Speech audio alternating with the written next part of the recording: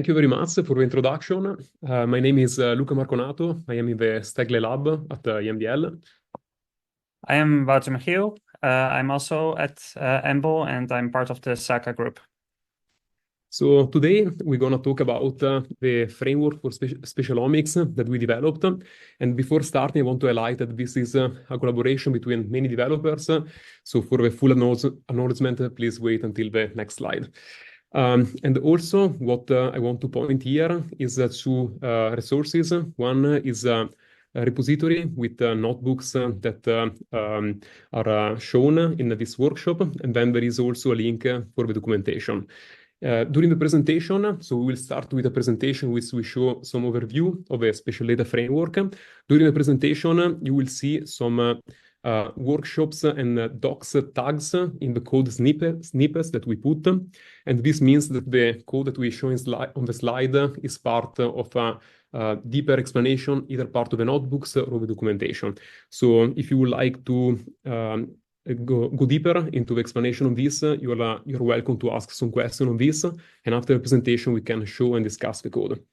So with this, I will start, and I want to start with a motivation of why we developed a data infrastructure for spatial omics. And I want to start with an example. If you are familiar with Visium data, you know that from the instrument and from the pipeline from 10x Genomics, you get two types of data. The first is a H&E stained image, and the second is information about the gene expression that is arranged in space as a hexagonal grid. So what you have on a disk is, we can call it the Visium raw data, the output of Space Ranger. And from this, you may be interested to proceed with certain tasks like visualization. You may consider the image part and proceed with image processing, for instance, to perform cell segmentation with cell pose. Or you may want to operate on the gene expression part and, for instance, use cell to location to map cell types into the Visium locations. When you apply these methods, you are interested in saving the data back to disk. And here is when challenges start. Because what happens is that when you save the data, you are increasing the heterogeneity of the file format. Maybe you are adding to the Visium raw data Space Ranger format now some components that are language specific, like Python specific. And now if you want to take this heterogeneous object and perform downstream tasks like visualization, or analysis with methods from different programming languages, you may face representation challenges. And one obstacle is that you are required to do time-consuming data conversions, which could prevent you to perform certain analysis. And the second problem is that even if these data conversions are performed, the output of these tools is likely to increase even more the heterogeneity of the file format. For instance, if you use Giotto, you may get some R-specific components in the format. And this is an even bigger challenge because now you have a data set that can tend to hinder reproducibility. And considering that this is just an example with two steps, and that real pipelines can have dozens of steps with different tools, you can imagine that the heterogeneity of the file format really increases dramatically. Other challenges with the data representation is that in the previous slide, I talked just about Visium. In reality, there is not just the Visium raw data Space Ranger format, but there are multiple versions that are released regularly. And this is a non-exhaustive list. And also Visium is just one of the technologies. There are multiple technologies. For instance, 10x Genomics also developed Visium HD or Xenium. Xenium, again, has multiple format the data comes with from the instrument. And there are, of course, different technologies, various technologies, both from academia and from the industry. So this creates a landscape in which the researcher needs to face a lot of data conversions to operate with this data. Another challenge is that I talked about Visium as one single slide. what we see is that there are datasets that now consider multiple overlapping slides in space, and sometimes even just one slide can be large to process due to the data size, like the image resolution. And if you have multiple samples, we have also increasing representation challenge from a performance point of view. Finally, the last burden that I want to highlight is that we are seeing an emergence of multimodal spatial omics datasets in which the same section or consecutive sections are analyzed with different technologies such as Visium, Xenium, and in this example that recalls the paper from 10x Genomics, also single-cell RNA-seq. And the reason to perform multiple readouts on adjacent sections is that different technologies carry orthogonal signals. For instance, using Xenium, you can find accurate information on cell boundaries, but then you can use a single-cell RNA-seq to try to complement the signal of Xenium. Xenium, in fact, doesn't give transcriptome-wide readouts, while single-cell RNA-seq does. So you can find cell types on a single-cell RNA-seq and then map them to the spatial information. On top of this, you could use, for instance, Visium readouts to study gene expression transcriptome-wide, even if it's not a single-cell resolution. But this could be useful to, for instance, identify cancer clonality patterns in the tissue. Also, from one of the images, such as one of the images coming from Visium data, you can identify regions of interest that could be used downstream in the analysis. And this shows the need for having a unified joint representation of the various modalities. So these challenges have been highlighted in recent reviews. So for instance, here we read that a key requirement on the roadmap toward broad use and clinical implementation will be the standardization of data generation and file formats. And not only will such standards continue to drive computational innovations, they would also facilitate the large-scale integration of spatial omics and existing pathology imaging data. So now that I introduced these challenges, this motivates what we developed. And what we developed is an infrastructure that no matter what is the spatial omics data that you work with, such as Visium, Xenium, or Visium SD that I introduced before, you have unified APIs to work on this. So the SpatialData framework allows for simple read-write operations for these technologies on screen, but also the various technologies that I showed before. Flexible data representation, and also flexible and ergonomic object manipulation. And also, I want to highlight that the SpatialData framework is not an analysis library, but is an infrastructure that is meant to be interoperable across different analysis libraries. So that, for instance, ScanPy, SquidPy, and other tools like SOPA can build on top of the SpatialData framework and generalize existing functions on different datasets, or even build new functions that are general for all the spatial omics datasets. So now that I gave this introduction, I want to give an idea on the representation philosophy of the SpatialData framework, and I will use these three datasets, Visium, Xenium, and Visium SD. And after this, we will see several code snippets showing some of the components of the framework. So just a mention that Visium is a technology that has 55 micrometers of diameters for the capsule locations. So it's not a single cell or a subcellular resolution technology, but is giving information transcriptome wide. Xenium gives a resolution of single molecular information up to 5,000 genes. And the Visium SD is an evolution of the Visium technologies that gives readout at different resolutions, from 2 micrometers to 16 micrometers beams. And again, is transcriptome wide. So now let's go to show what the SpatialData frameworks allows. Thanks to the SpatialData IO library, you can take data from the instruments, so the raw data, independent of the versions that the instrument, that the analysis platform is being used, so like Space Ranger 2.0 or 1.4 and so on, and you get a SpatialData object that unifies the representation. The SpatialData object is a modular object, and the modularity involves the composition of a representation into raster geometries images or labels, also known as segmentation masks, and vector geometries that are, for instance, transcript locations, cell boundaries, regions of interest, and so on.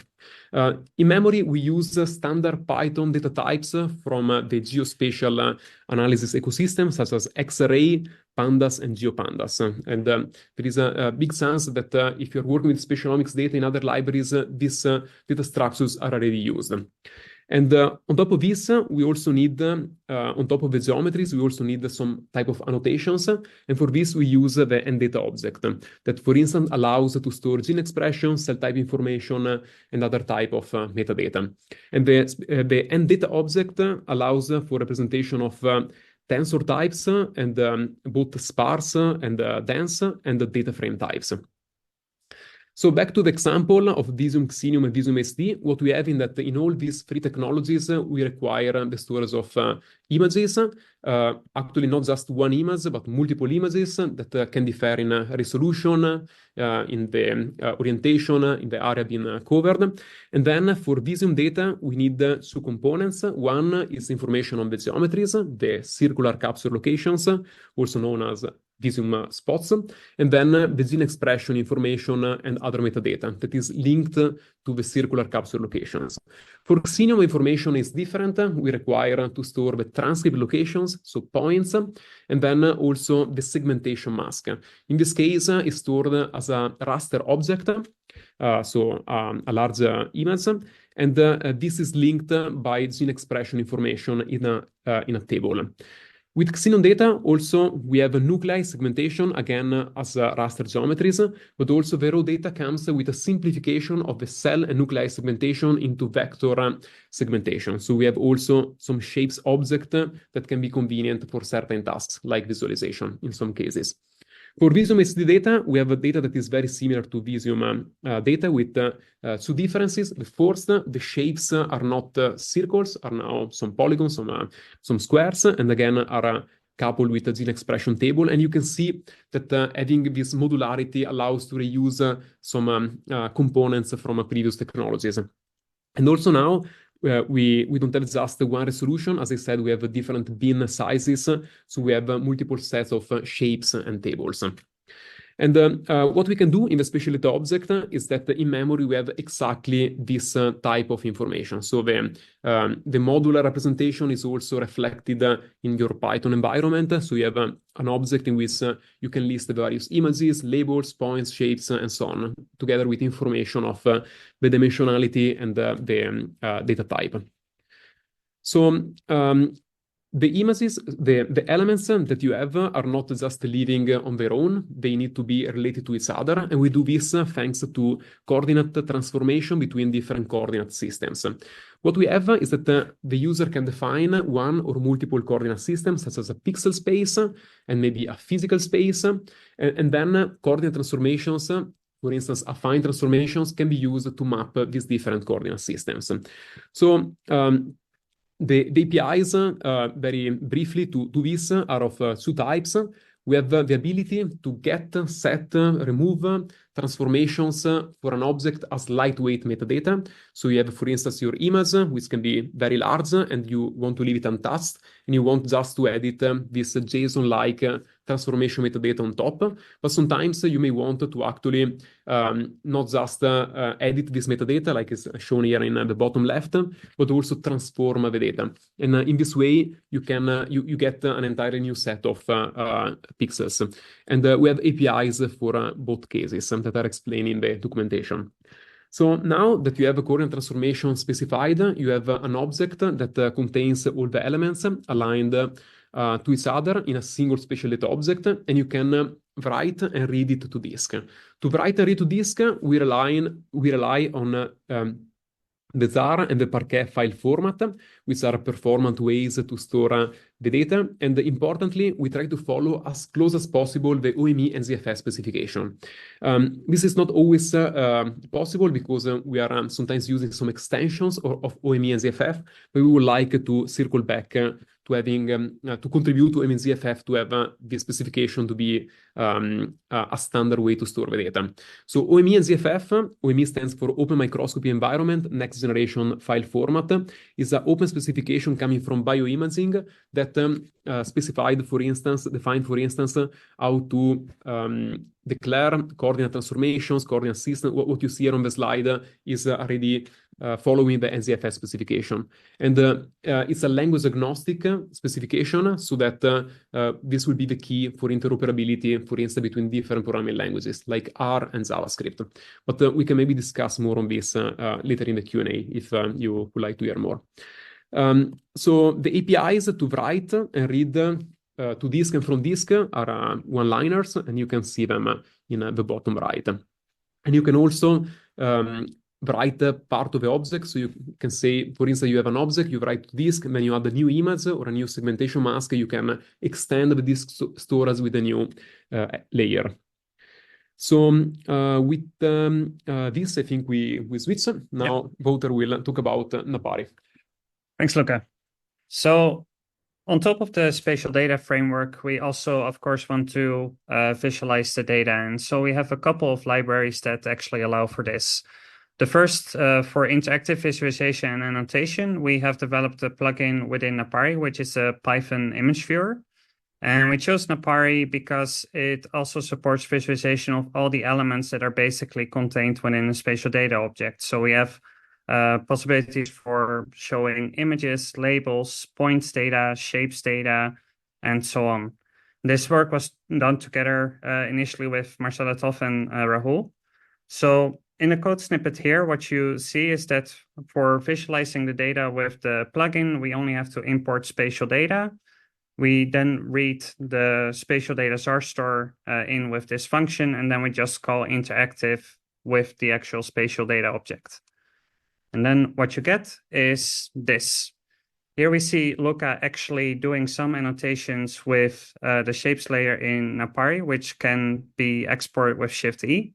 I will also show you a little bit like what the interface is. So Luca also talked about the coordinate systems, which you see here for the vision present on the left. If we click on one of these different coordinate systems, the element widget here updates what kind of elements are present in that particular coordinate system. And then by double clicking, you can actually open them.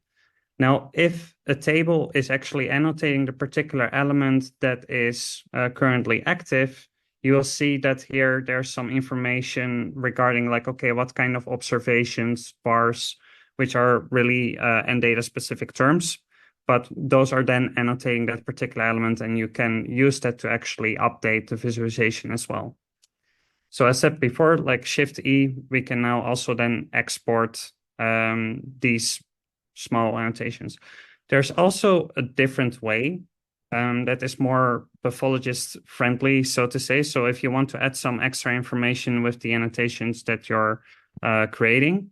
So we also have an annotation widget actually, and you see that I started here and I renamed the shapes layer. Now, once I have renamed shapes layer, I click on the link layer to SData button. This gives the layer some information like what kind of coordinate system am I actually performing the annotation. I can then add annotation groups. I can rename the annotation groups as well. I can give a description. I can also add myself as an annotator. And as I'm drawing, each shape is then correctly initiated with this kind of information. And then once all the annotations are done, I can also save this layer along with the actual additional information. Then in a spatial data object, a shapes element and a table element is actually added with all the annotation information. Now, some really cool work done by someone who was actually interested in updating our scatterplot widget. So in the Napari spatial data, we also had a scatterplot widget. We had one collaborator who was really interested in actually revamping the scatterplot widget, and this will be out in the next release, but we're happy to show this already. So it's work by Kasia Katsiora. So with the scatterplot widget, we allow for visualization and annotation of custom embeddings. So here we see a UMAP, but we can also just choose like what we want to show on the x-axis and the y-axis and how exactly we want to color it. If it's related to, for example, gene expressions, we can also update the lookup table for how we want to visualize the data by adjusting this slider of the color bar. And we can also then directly in this plot actually perform annotation. So for example, and then we also have like different kinds of annotation. So we can have like a bounding box, but we can also do a freehand polygon draw. And the nice thing is that like on top of that, we can also add particular annotations of like, okay, this region is, for example, a particular cell type. And then ultimately you get something like this. Now, this scatterplot widget you can use as standalone, or it can be directly integrated with Napari spatial data. And we're working on like also having the visualizations updated accordingly. Now, we also have a library for static composable visualization, which is called SpatialData Plot. So SpatialData Plot, as with Napari spatial data, is really for modularizing the way you want to show data. So Napari works with individual layers that you can layer on top of one another, and SpatialData Plot works much the same way. So here we have then Visium as data object, and we can say .pl render images, pl.render shapes, and then we can specifically say like how we want to visualize each component. So in this case, we want to have the color based off the shapes based on the expression of the CST3 gene. And then pl show then ultimately shows the plot just the same as with matplotlib, the plotting library that is most commonly used in Python. Now here you see a little bit more of an advanced example. So you see a little bit more parameters being used. So in this case here, for example, for the render shapes, we only wanted to show the cell boundaries shapes element that is present in the spatial data object. And we want it colored by the EpCAM gene. And the same for points. We also want that visualized by the EpCAM gene. And you see then like, okay, how many EpCAM transcripts are actually contained within each polygon. So the shapes are colored actually by the number of EpCAM transcripts being present there. Now, the modular structure of spatial data object integrates also into existing analysis frameworks. So what you see here is that we have a spatial data object, and instead of like taking the whole object, we can also take, for example, only the table out, and then we can directly process that with existing frameworks such as ScanPy and SquidPy. And here you see, for example, an example of like taking the data table out of the spatial data object and then calculating some quality control metrics and actually also creating some plots. We're also working on SquidPy 2.0 to even have like a tight integration to also do more of the image-based analysis.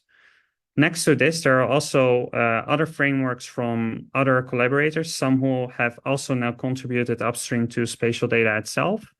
SOPA is, for example, an analysis framework for image-based spatial omics data, and Bento Tools is for subcellular analysis of spatial transcriptomics data.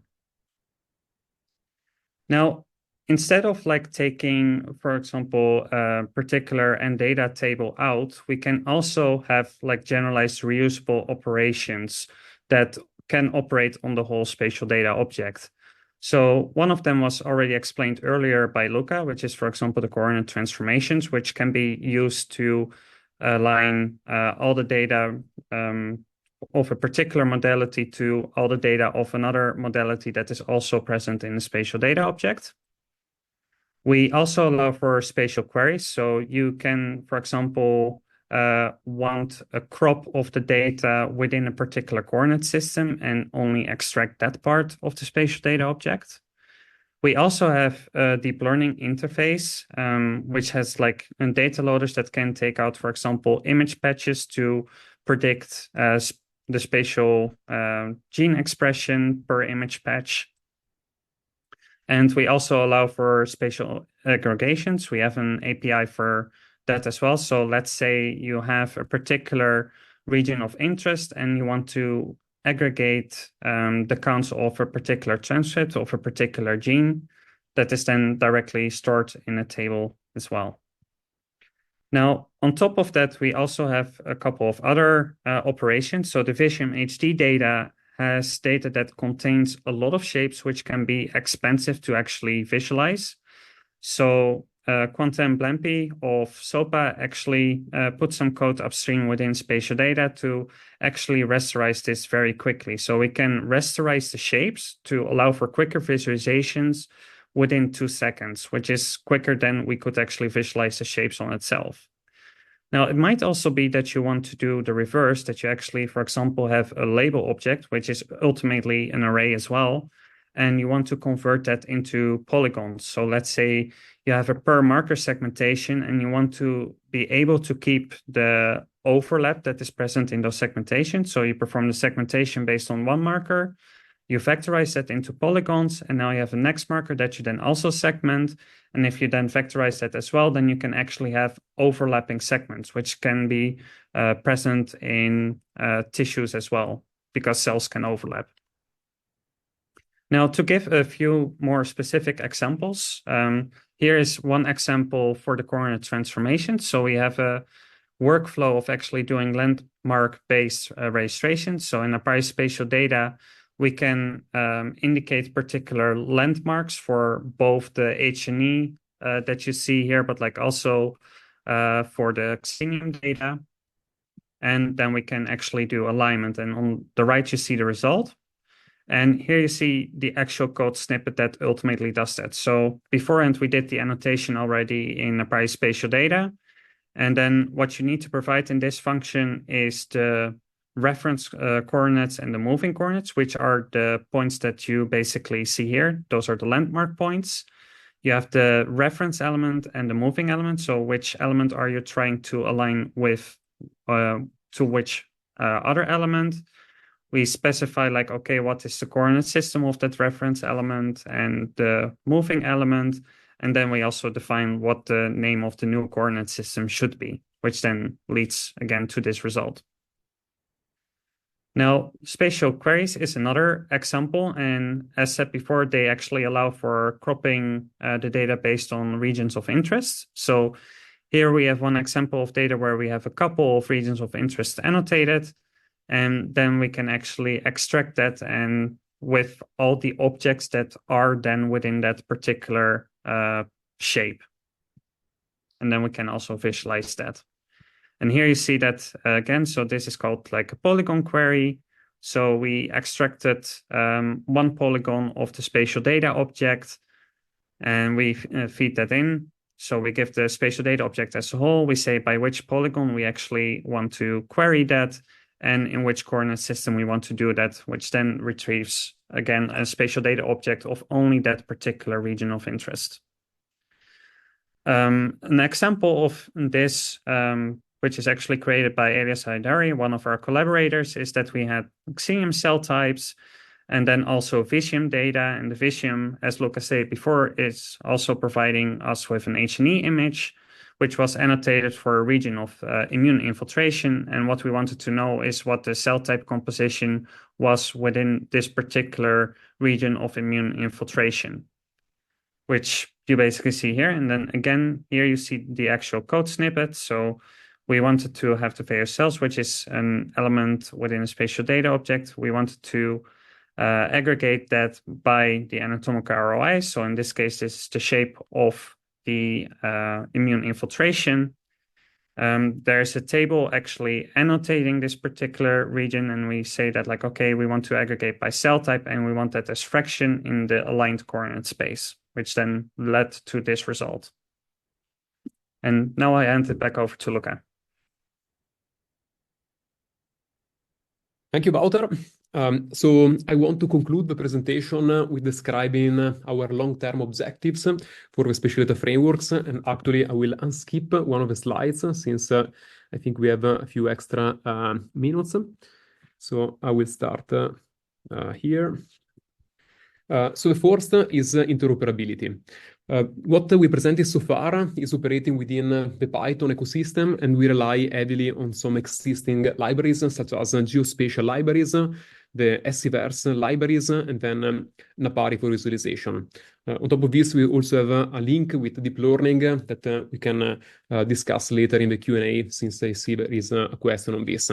So if you work within the Python ecosystem, you may be also interested in using other frameworks for spatial omics or other analysis different analysis libraries outside SCVerse. And the advantage of reusing these standard components, such as exacerbates or pandas and so on, is that most likely they're already quite compatible.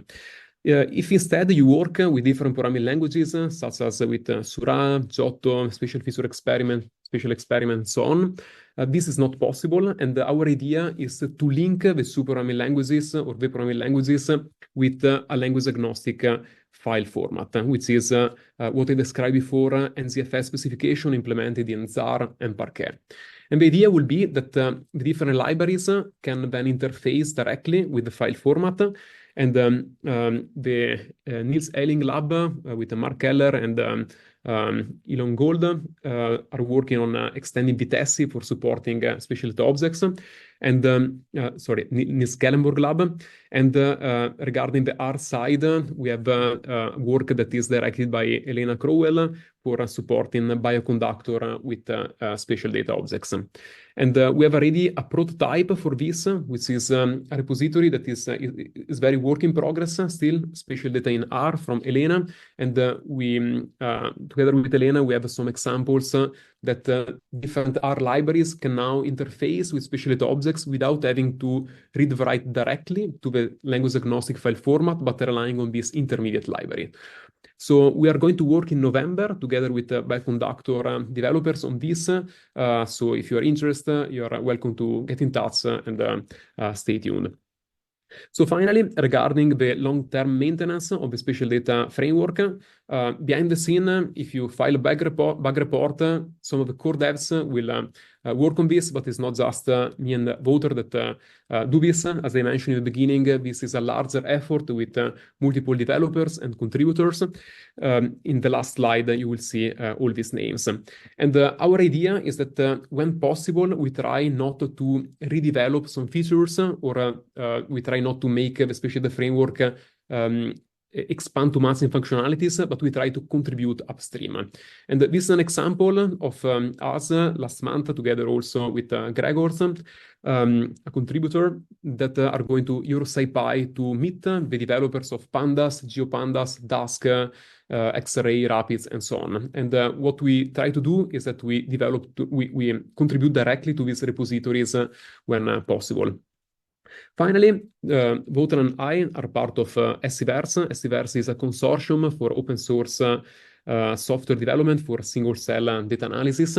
And with SCVerse, we are organizing hackathons in several locations that try to bring together developers from different backgrounds to explore new ideas and start new collaborations. And also recently we had our very first SCVerse conference this month, and we are planning new hackathons. One will be in Paris next year, and we are thinking about Bay Area hackathon later next year. So if you like to get involved either in SCVerse or in the spatial data framework, you are very welcome. And both if you are from academia, but also from the industry. If you want, for instance, to support a new proprietary file format within Spatial Data IO, we can discuss. So with this, I would like to thank all the contributors and the developers. In particular, there is equal contribution from me, Wouter, Giovanni, Kevin, Isaac, Tim. We are the core developers, but also there is a lot of work and recognition to give to all the developers that you can see here on the slide. Finally, I want to thank our institutions, PI and the San Zuckerberg Initiative for the support, and thank you for your attention. So now you're welcome to start the Q&A session. Thank you very much, Luca and Wouter, Mikhail. So with that, I'll now open the session for questions. So we already have one question, but before I read it, I'll request everyone just you can keep typing in your questions in the Q&A box and we'll address that. So the first question I can read here. What back processing entails in the spatial omics data analysis? Can you please explain how deep learning is integrated in this process? How neural networks helps in enhanced data analysis? So a few questions in one question. Okay, thank you for the question. Want to start? Yeah, I can start. So I'm not entirely certain like what is meant here, like directly with the back processing. But regarding like how deep learning is integrated in the process and how neural networks help in enhanced data analysis. So there's one example that people have tried in general, and one of them is, for example, to predict gene expression based on H&E images. Deep learning in that sense is like able to detect patterns that like a human eye really can't detect at all. And the reason why people are ultimately looking at that is that like, okay, we have all these technologies right now that give us a lot of information. But the question is then like, okay, for example, with gene expression prediction based on H&E, like, do we actually need to have all this information? Can we actually train some data, train some deep learning model initially? And then can we ultimately, just based on one H&E image, actually get all this information already that, for example, the vision provides right now? This would ultimately also make it, for example, cheaper because, I mean, okay, if we have an initial model that is performing well, and then we only have to take like one H&E image to get this information, which would also bring this kind of technologies like closer to the clinic. So that's one example. Thank you, Wouter. I will also complement the answer showing some code for this, but I think the motivation is very well explained. So I'll share my screen. So here, if you go to the SpatialData repository and you scroll down in the example notebooks from the documentation, you can find a notebook that is discussing deep learning applications, and this is to reproduce what we have in the paper. And in this notebook here, most of the code is PyTorch Lightning code. And the link with the SpatialData framework is this part, these two functions here, and the data loading and processing above. So the idea is that with the SpatialData framework, you can easily generate datasets for deep learning applications using ergonomics APIs. So in this example, for instance, what we want in the end is to predict cell type information from image features. I will quickly go in the bottom of the notebook. We have some image styles with cells inside, and we want to predict, we have some cell types that are known. We want to predict the cell types. And what we do is that we want to first have image tiles around each cell. And in doing this, we want a few requirements. The first requirement, I will go to the relevant code cell, which is this one here, is that the tiles needs to be 32 pixels in size, because our network is designed, in this case, a pre-trained model that we fine-tune needs to have this dimensionality. The second is that we want to combine information from Visium data. We want to have the image from the Visium data. And we want to have the cell type information from Xenium data. And what we need is a common coordinate system with these two data sets live together. And in this case, they're aligned with a affine transformation. Finally, we want that the image style is not just 32 pixels, but is 32 pixels after resampling this from the original resolution. And the original resolution is not considered because we want to query this in physical units. I say it again. So what we have is that each cell from Xenium As a diameter, in this case, we want to consider 3 times the diameter to have some also context around the cell. And we want to do this independently of the resolution of the Xenium image. The image could be very high resolution in some datasets, sometimes not only a lower resolution is available. So this can be generalized by having this in physical units and still being able to reason in terms of pixels by having coordinate systems handled automatically. Yeah, and then the rest of the code you can explore, actually put this into practice, and we train a network.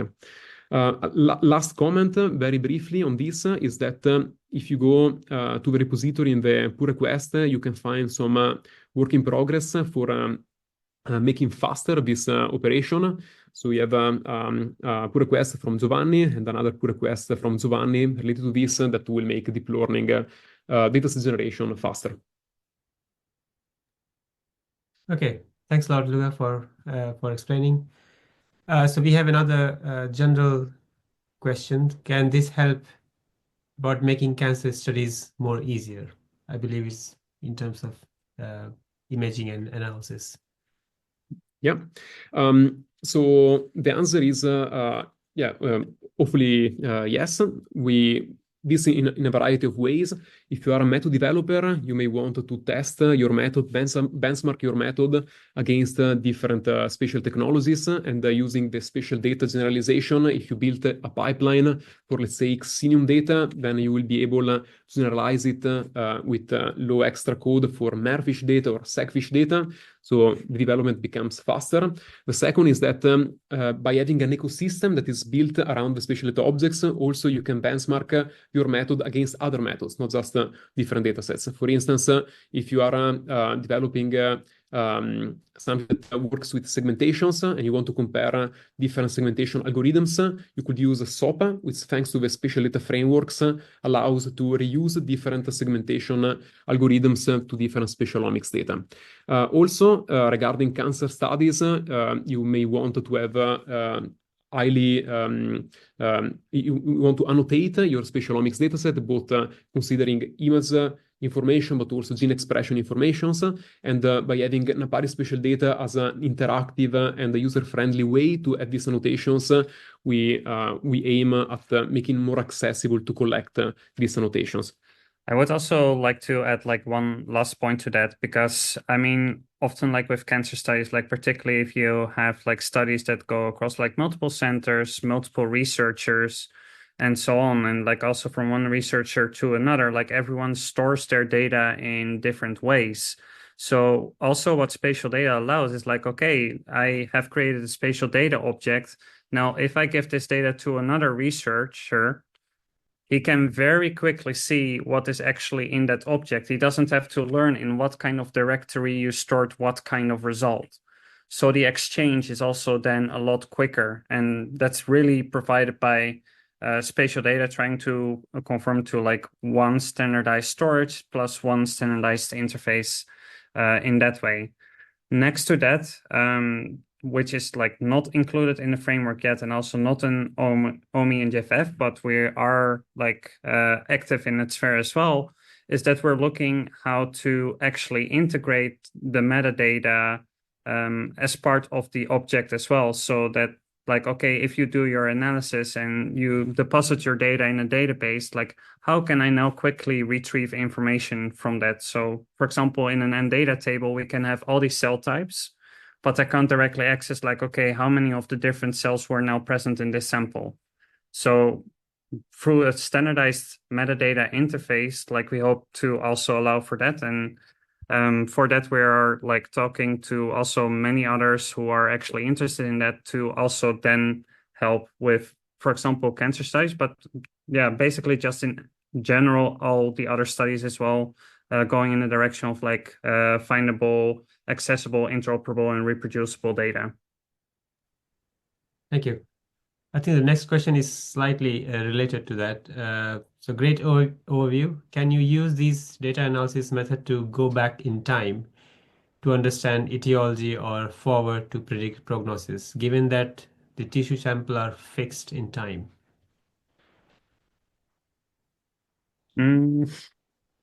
So yeah, one thing to note is that like with the spatial data framework on itself, like it's not an analysis library. So we provide the interface to actually perform analysis methods, but we don't provide the analysis ourselves.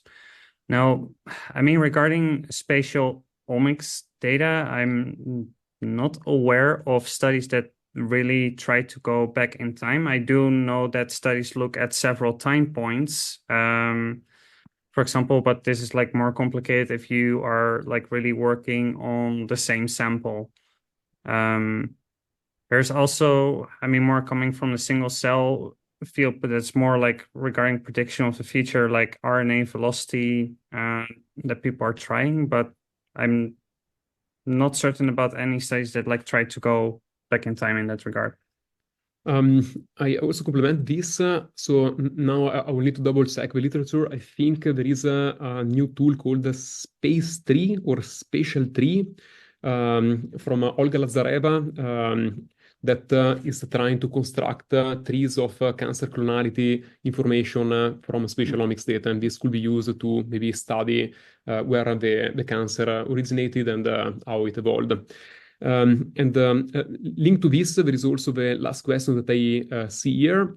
Before answering, maybe just a quick reminder. In the presentation, we show many code snippets. If there is any code that you would like to explore, you are welcome to ask. After the presentation, we will give the notebooks for all these code snippets that are written so that they can also be read without presentation behind. So you are welcome to try these notebooks, and if you have questions, reach out to us. Okay, so and I've shared your GitHub page in chat, so anybody can open it. I'll also share it by emails if you haven't seen it in chat. Thank you very much. So the question is, so can we use pre-trained models as a base and fine-tuning them? We can extract meaningful spatial patterns and increase the accuracy of analysis. So yes, this is the objective now of the recent trend of building foundation models for single cell and spatial omics. The idea will be that a lab doesn't need to generate hundreds of thousands of samples and having to annotate them because someone else already did it and trained and shared a model that is allowing them to just apply the model to your data set. So these models are being built right now. We are more involved in the infrastructure to make the building of the models and the curation of the data more streamlined. But we are really expecting this field to explode in this direction. Okay, thank you. Next question is, I'm wondering if you can integrate this pipeline with other programming language like R. Can you switch between these two during the analysis? So this is what we are trying to do. Next month, in 2 months, we are meeting with bioconductor developers to build some example pipelines that combine and go back and forth between different programming languages, between Python and R. Right now, you can do it whenever there is, you have 2 ways to do this. One is by anchoring the switch between programming languages on the file format, and this requires having a standardized file format. We have an example of this in our paper in which we export then data object also in H5AD, and we use then R to read then data object and go back and forth. We are trying to make this possible also for different spatial components. A second option is not to save on disk and do this directly in memory by having objects that in the backend can interact between the other programming language, like with Reticulate. There is an example of this. We believe that anchoring this on a file format is probably make the switch between programming languages more robust, because you could have 2 separate environments that don't need to be compatible. You can just have your Python session and you close it, and you open a different R environment, and you can read the data and go back and forth. And also this approach allows to go beyond just R and Python, but for instance, use JavaScript, and we are really focusing on JavaScript right now. Thank you. I actually have one question about the compatibility. So there are so many different ways people do imaging. I mean, there are so many different microscopes, so many different, I think, protocols people use for imaging their samples. So I'm just wondering, is spatial data is compatible with most of the imaging techniques, or it really doesn't matter what technique have you used for imaging?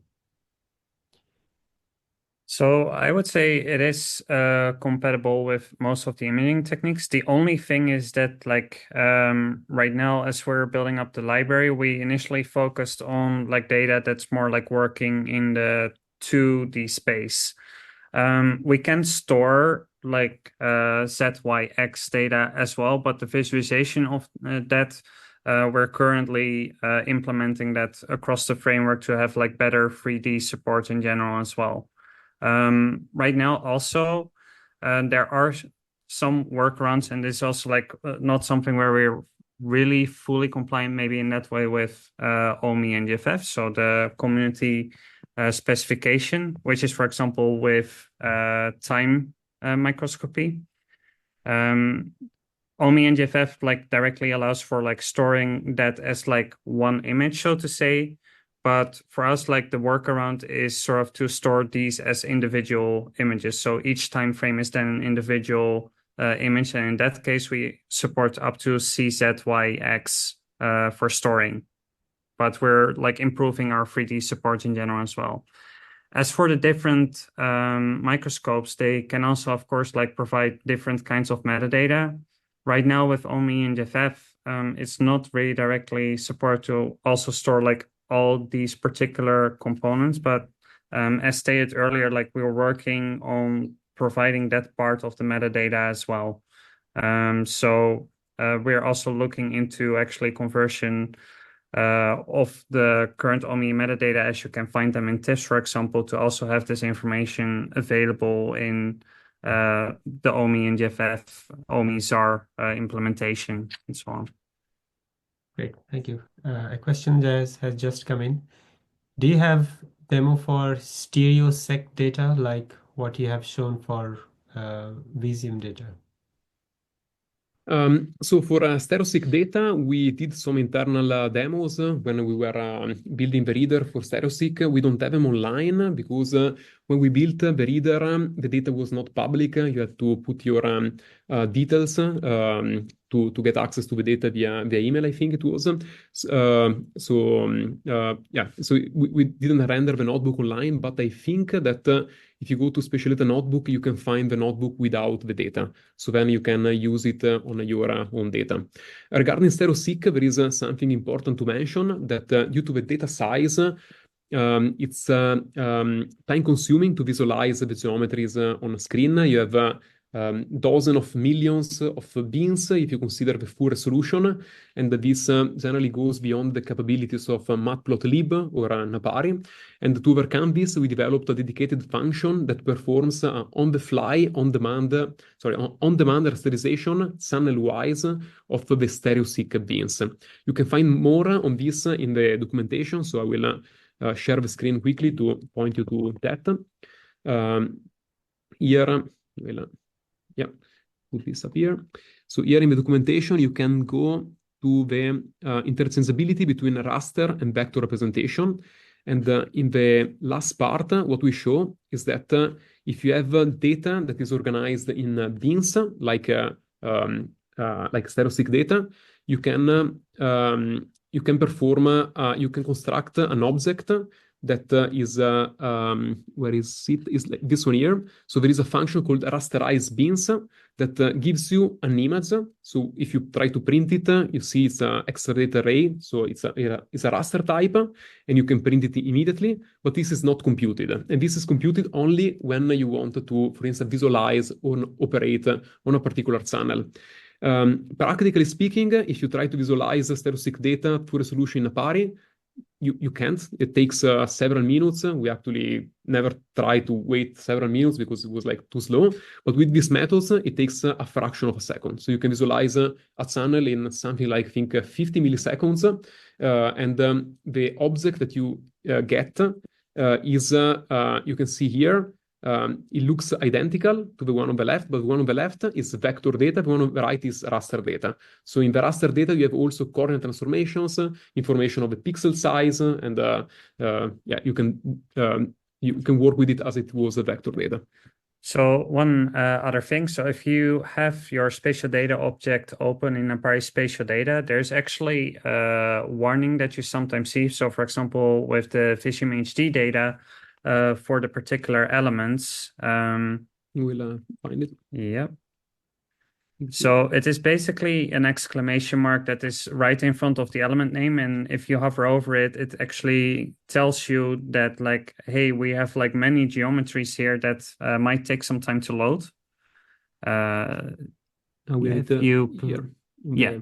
So you see here the exclamation mark, and if you hover over it, it's basically a warning that there are many geometries that can take some time to load. So in that case, you might then want to use the function that Luca just explained about.